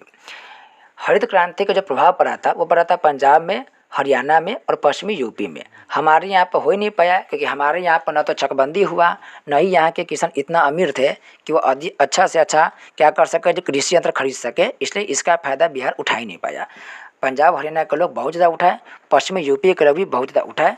जहाँ पे थोड़ा अमीरी था, किसानों में संपन्नता था, वहाँ पे हरित क्रांति का बहुत अच्छा प्रभाव देखने को मिला। नेक्स्ट 106 नंबर क्वेश्चन का रहा है, गंगा नदी प्रणाली की निम्नलिखित में से कौन सी सहायक नदियाँ सही सुमिलित है। तो बात करें अलकनंदा और पिंडार के, तो अलकनंदा और पिंडार यानी कि जब पिंडार नदी अलकनंदा मिलती है तो रुद्रप्रयाग ना करके वह बनाएगी कर्णप्रयाग। क्या बनाएगी, वो बनाती है कर्णप्रयाग। याद रखें, कर्णप्रयाग इसका नाम हो जाएगा। अलकनंदा और मंदाकिनी, अलकनंदा और मंदाकिनी जब दोनों मिलती है तो वह कर्णप्रयाग न बना करके वह बनाएगी रुद्रप्रयाग। उल्टा दिवा या रुद्रप्रयाग बनाएगी। अलकनंदा और धौली गंगा, अलकनंदा और धौली गंगा जब मिलती है तो विष्णु प्रयाग बनाती है, बिल्कुल सही बात है। डी में अलकनंदा गंगा, देखिए अलकनंदा और गंगा नहीं मिलता है बल्कि अलकनंदा और भागीरथी जब मिलता है तो वह गंगा नदी का निर्माण करती, इसको ध्यान रखेंगे। तो देखिए ये दोनों उल्टा कर दिया हुआ है, पहला और दूसरा के क्या कर दीजिए, उल्टा कर दिया हुआ है, ठीक है। और ये बिल्कुल सही बात है, अलकनंदा गंगा नहीं मिलती है। इसका राइट आंसर की बात करें तो राइट आंसर कौन हो जाएगा जी, सी नंबर हो जाएगा। चलिए अगला देखते हैं। अगला क्वेश्चन कह रहा है, इसमें कह रहा है कि नदी सहायक और स्थान, यानी कि कौन सी नदी जो सहायक नदी है वो कौन स्थान पर गंगा से मिलती है। तो गोमती की बात करें तो ये कौनों जो मिलती है, बिल्कुल सही है। गंडक की बात करें तो गंडक गाजीपुर ना देकर यहाँ पे हाजीपुर होना चाहिए था, गंडक हाजीपुर का नदी को मिलती है। और घाघरा की बात करें तो छपरा के पास गंगा नदी मिल जाती है। तो उपरोक्त इसका आंसर हो जाएगा डी, इनमें से सभी। नेक्स्ट क्वेश्चन कर रहा है, किस राज्य केंद्र शासित प्रदेश में भारत का पहला मानव दूध बैंक स्थित है। तो पहला मानव दूध बैंक की बात करें तो महाराष्ट्र में स्थित है। और इसको बनाया कब गया था, तो 1989 में बनाया गया था। देखिए यदि वीडियो आपको लंबा चौड़ा लग रहा है तो यूट्यूब पर एक फैसिलिटी है, आप वीडियो को स्पीड करके देख सकते हैं। तो 1.5 या 2 करके आप देख सकते हैं, आप बढ़ा के भी देख सकते हैं या डाउनलोड करके भी आप इसको देख सकते हैं। नेक्स्ट क्वेश्चन की बात कर रहा है। अगला क्वेश्चन है, निम्नलिखित में से कौन भारत में बाल लिंगानुपात में गिरावट का कारण है। यानी कि बच्चा के देखिएगा जो लिंगानुपात है वो कम है, इसके पीछे मेन वजह क्या है, तो उसके मेन वजह कन्या भ्रूण हत्या। कन्या भ्रूण हत्या में क्या होता है, माँ के गर्भ में जब बच्चा पल रहा होता है वो पता चला कि जो गर्भ में पल रहा बच्चा लड़की है तो उनको गर्भ में ही मार देना भ्रूण हत्या कहलाता है। और ये खास करके लड़कियों के साथ ऐसा होता है क्योंकि हमारे यहाँ पर देखिएगा तो कहीं ना कहीं पुरुष प्रधान देश है और यहाँ पर लड़का के चाहत कुछ ज़्यादा ही है। नेक्स्ट करा है, centre for development of telematics जिसे बोलते हैं CDOT के बारे में निम्नलिखित कथनों पर विचार करना है। अब विचार क्या करना है, यहाँ पर देखेंगे सही कूट चुनना है, विचार करके सही कूट को चुनना है। तो इसका पहला कह रहा है यह सूचना प्रौद्योगिकी अधिनियम 2000 के तहत स्थापित एक वैधानिक निकाय है जो स्वदेशी दूरसंचार अनुसंधान और विकास के लिए मसाल वाहक के रूप में कार्य कर रहा है। यह कथन गलत होगा, इसलिए गलत होगा क्योंकि यह 2000 में न बन करके यह बना था 1984 ईस्वी में। ये 84 यह सूचना प्रौद्योगिकी अधिनियम 1984 के द्वारा बना था।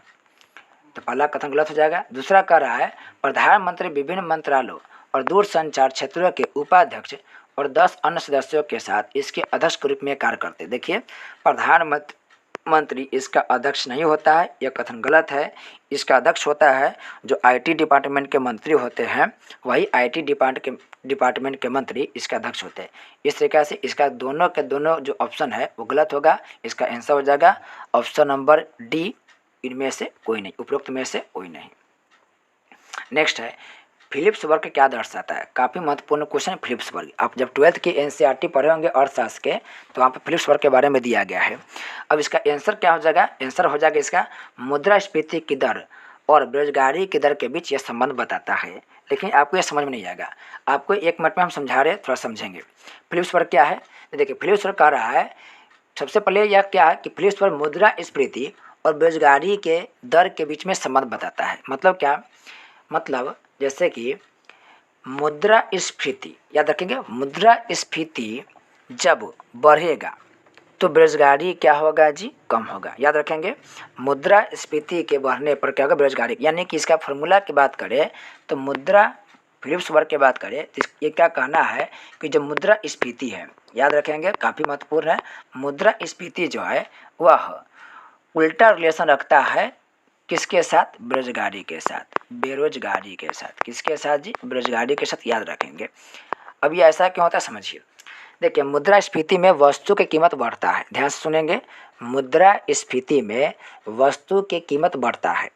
अब वस्तु की कीमत बढ़ गया है तो लोग सोचेगा कि वस्तु के उत्पादन हम ज़्यादा करें, और जब वस्तु के उत्पादन ज़्यादा होगा तो वस्तु की कीमत में क्या होगा जी? कमी होगा। तो देखिए वस्तु के अगर उत्पादन करना यानी वस्तु के निर्माण ज़्यादा करना होगा तो हमको लोग भी क्या रखना पड़ेगा जी? ज़्यादा।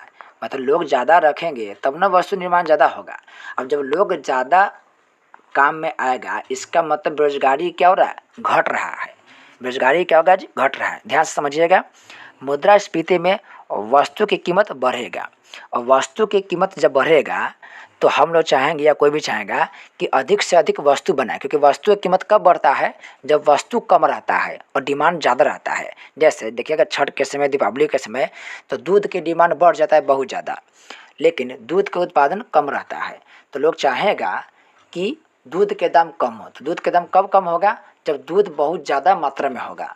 तो बहुत ज़्यादा मात्रा में तब दूध होगा जब दूध उत्पादन में बहुत लोग काम करेंगे। तो जब दूध उत्पादन में बहुत लोग काम करेंगे तो कहीं ना कहीं उसको रोजगार मिलेगा, और रोजगार मिलेगा तो बेरोजगारी क्या होगा? घट जाएगा।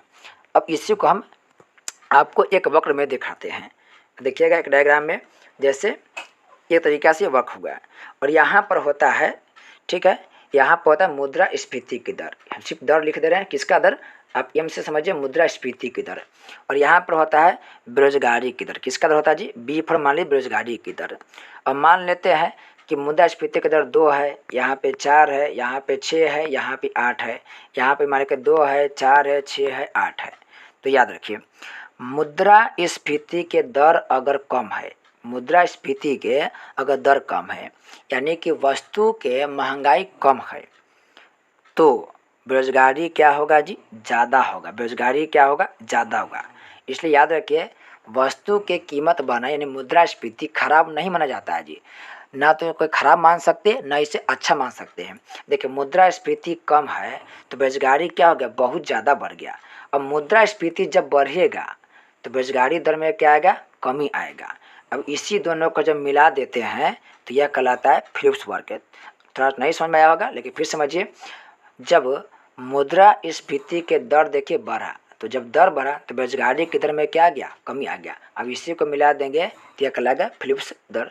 अगर नहीं समझ में आया तो फिर से वीडियो को क्या कीजिएगा जी? पॉज करके बैक जाके आपसे समझने की कोशिश करेंगे। काफ़ी अच्छा प्रश्न है ये।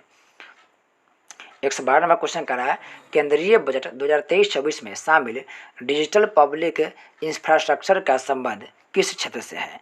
तो 112 का राइट आंसर हो जाएगा कृषि क्षेत्र से यह संबंधित है।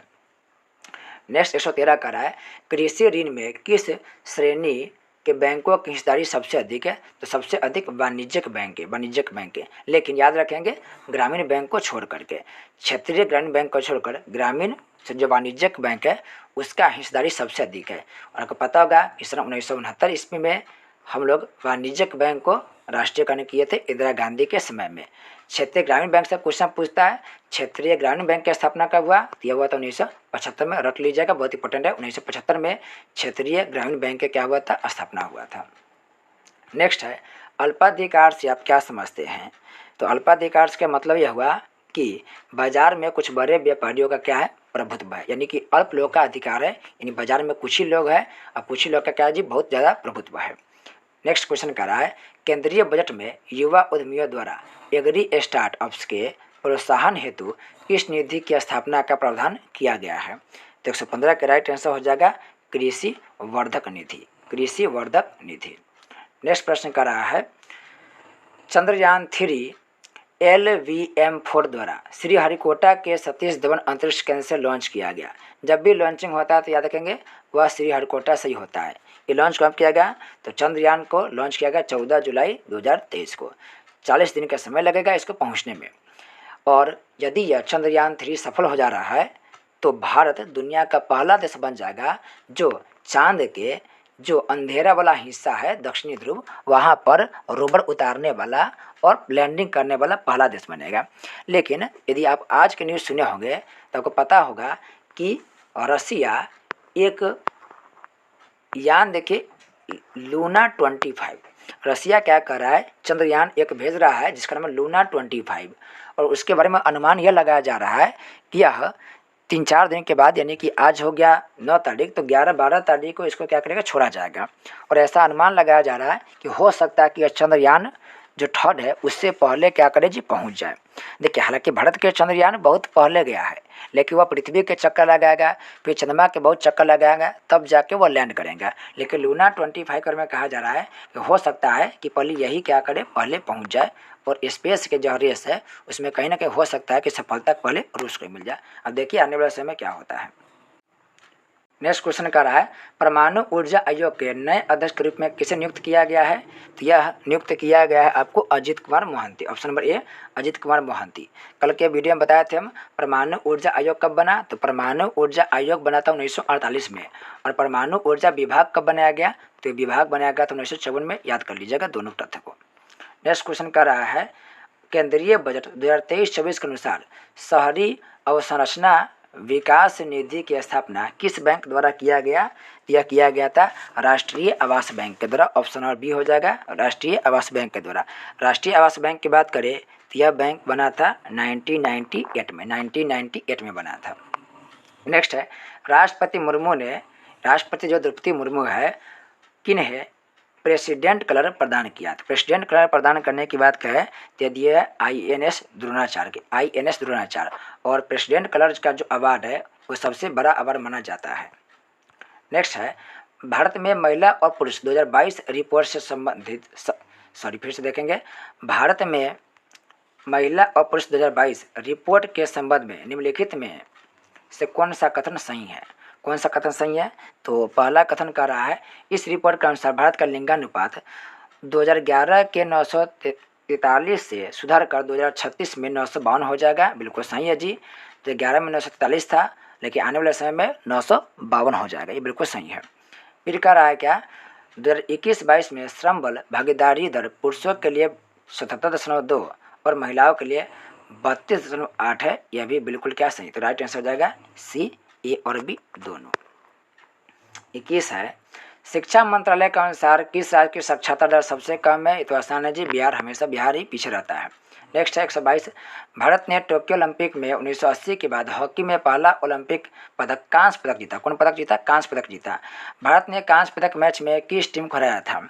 तो भारत हराया था जर्मनी देश को। और बहुत लंबे समय के बाद हम लोग कोई मेडल जीते थे हॉकी में। नेक्स्ट है, IPCC के एक रिपोर्ट के अनुसार दुनिया 2030 तक 1.5 डिग्री सेल्सियस ग्लोबल वार्मिंग को सीमा को पार करने की राह पर है। IPCC का मुख्यालय कहाँ स्थित है? तो IPCC के मुख्यालय की बात करें तो जिनेवा में स्थित है।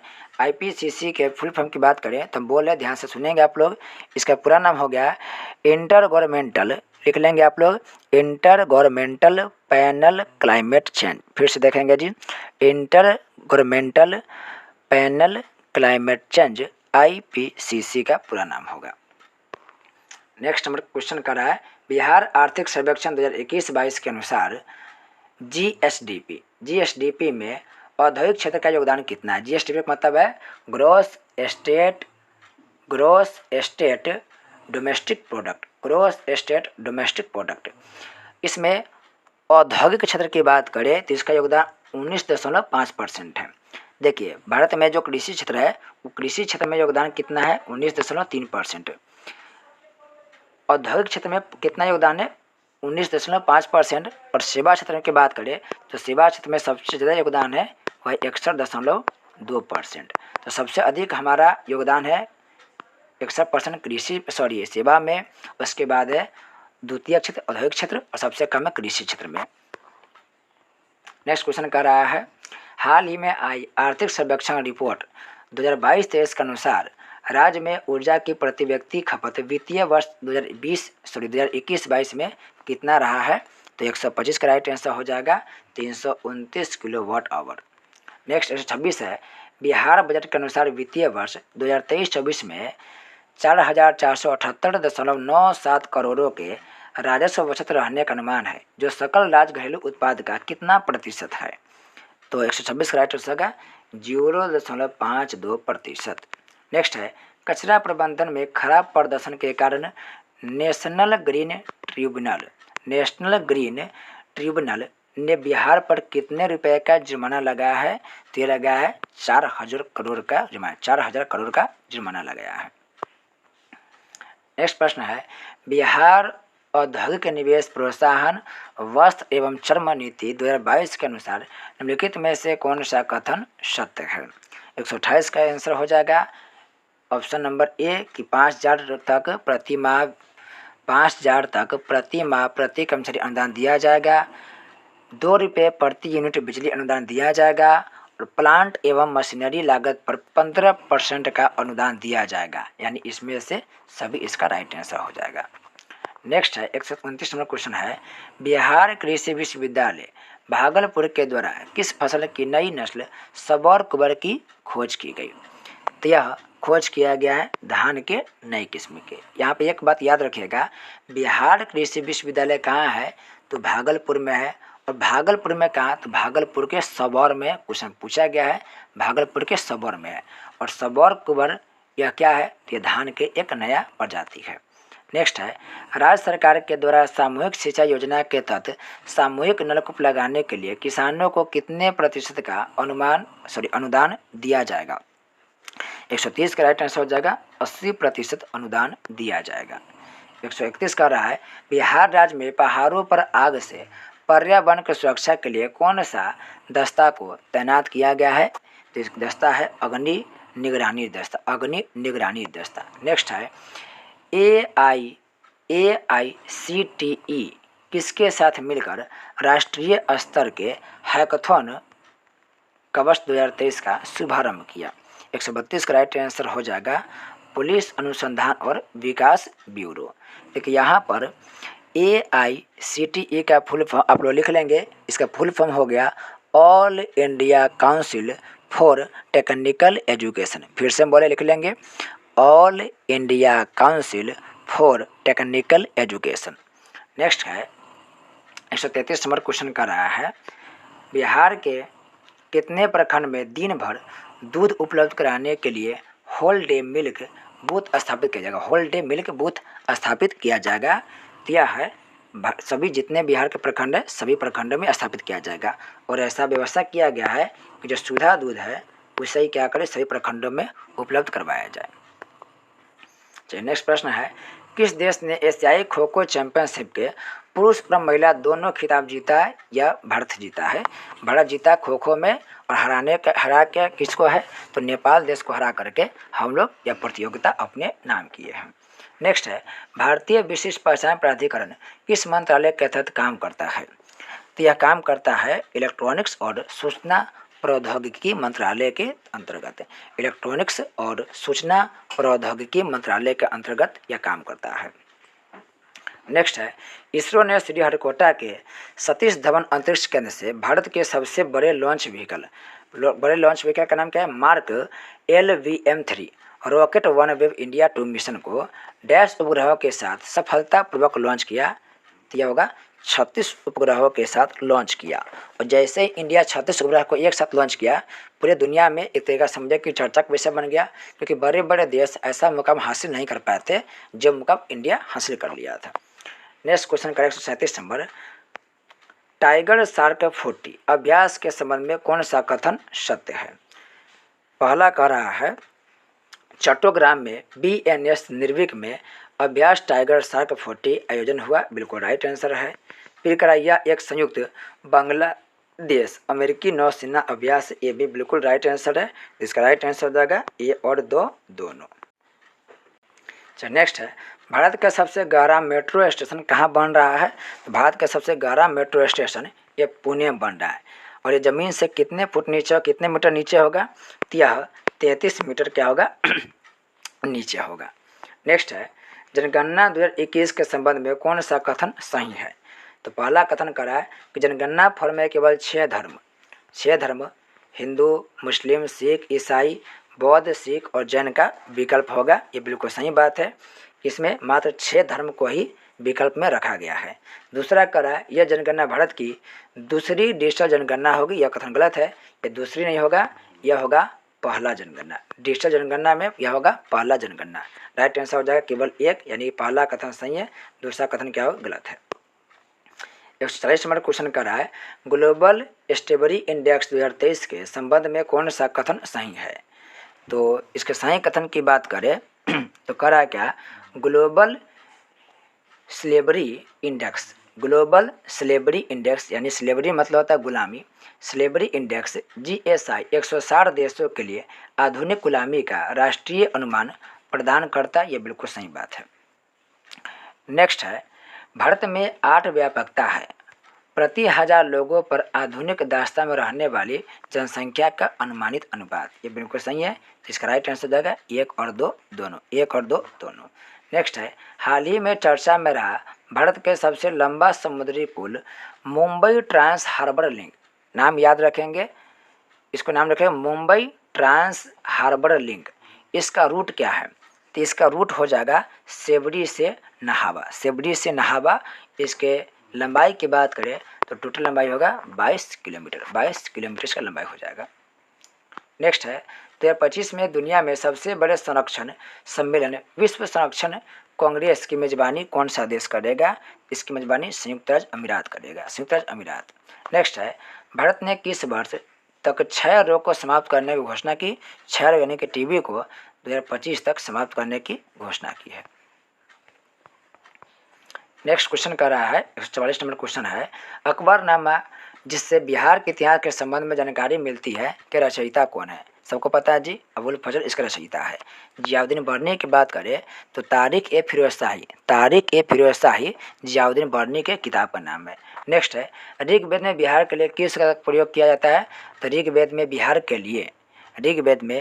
लिए कीकट शब्द का प्रयोग किया जाता है। ये भी काफ़ी बार पूछा गया है। नेक्स्ट है, पटना में स्थापित डेनिश फैक्ट्री पर किसने अपना आधिपत्य स्थापित किया था? यह स्थापित किया था अंग्रेज कंपनी अपना अधिकार स्थापित कर लिया था। क्वेश्चन यहाँ से पूछा डच कंपनी से कि बताइए डच कंपनी बिहार में अपना फैक्ट्री कब लगाया? तो यह लगाया था 1632 में पटना में, 1632 में लगाया था। और कहाँ लगाया था? तो पटना में लगाया था। नेक्स्ट 147 कह रहा है, बिहार में द्वैध शासन प्रणाली किसने प्रारंभ की? तो यह प्रारंभ किया था लॉर्ड क्लाइव। कौन किया था जी? Lord Clive. यह द्वैध शासन प्रणाली शुरू किया था। नेक्स्ट है, 7 धाराओं से मिलकर बनने वाली नदी है।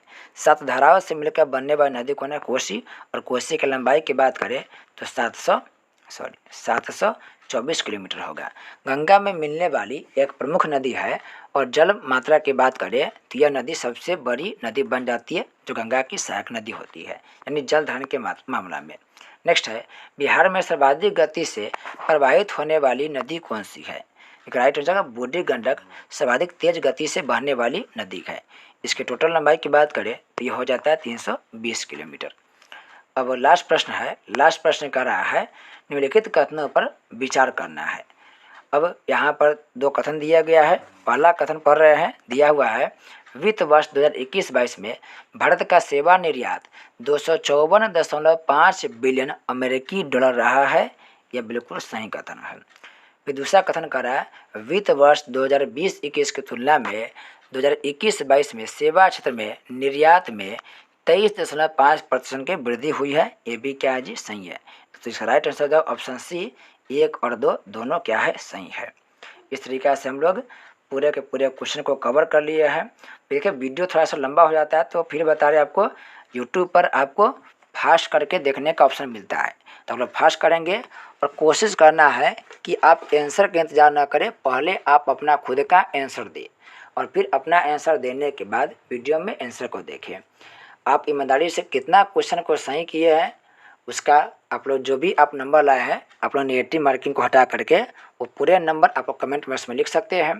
तो हम लोग मिलते हैं एक नए वीडियो के साथ। कल हम लोग प्रैक्टिस सेट 3 देखेंगे। तब तक के लिए आपका बहुत बहुत धन्यवाद।